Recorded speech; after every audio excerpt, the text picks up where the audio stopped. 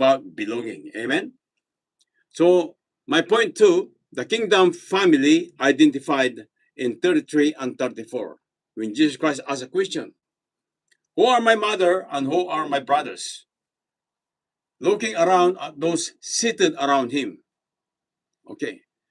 Jesus looks around, okay, with intentionality. He says disciples, not spectators. He redefines family, not by biology, but by discipleship. Amen?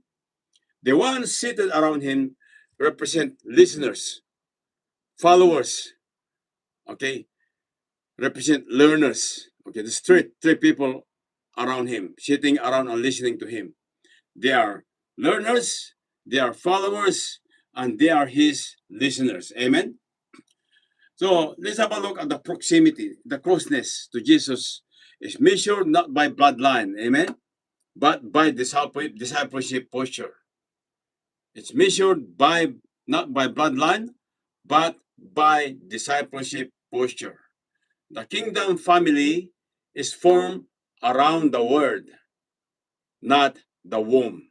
Okay, it's